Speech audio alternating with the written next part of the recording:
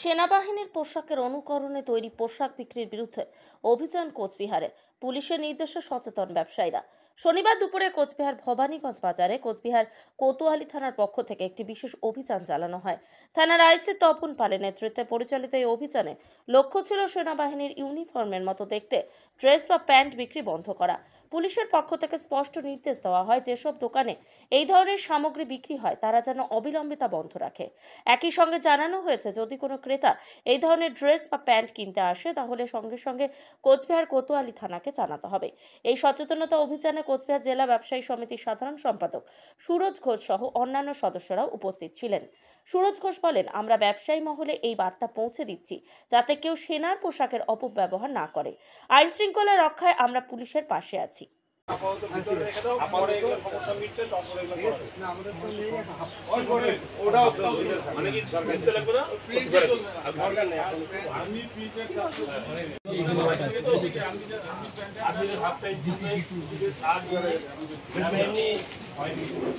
এখন এই মুহূর্তে ডিসপ্লে যে ঝুলছে না, এগুলা বাড়িতে থাকুক। এখন কে কিনে নিয়েছে হাফ প্যান্ট ফুল প্যান্ট শান্তনি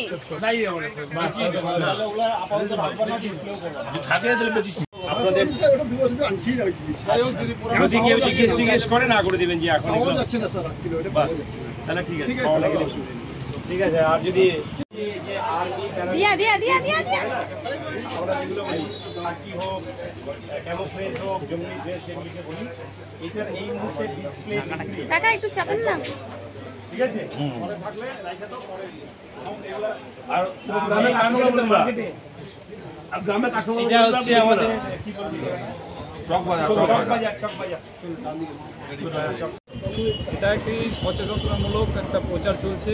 দেশে একটা যুদ্ধকালীন একটা যুদ্ধ পরিস্থিতি চলছে, সেই কারণে আর্মিদের যে সমস্ত পোশাক ব্যবহার করে সেগুলো দিয়ে কেউ কোনো যাতে অঘটন ঘটাতে না পারে তার জন্য এই ভবানীগঞ্জ বাজার এবং ভবানীগঞ্জ বাজার সংলগ্ন যে সমস্ত কাপড়ের দোকান যারা পাইকারি এবং খুচরো বিক্রি করে তাদেরকে সচেতন করা হলো, যাতে সাধারণ মানুষের কাছে আপাতত এই বিক্রিটা আমরা বন্ধ রাখি এবং গ্রামগঞ্জেও যারা যারা মানে হোলসেল করে তাদেরকে বলা হলো গ্রামগঞ্জে যাতে তারা এই জিনিসটা আপাতত সাপ্লাই না করে, পরে যখন স্বাভাবিক হবে তখন আবার এটা নিয়ে করতে কোনো অসুবিধা নেই।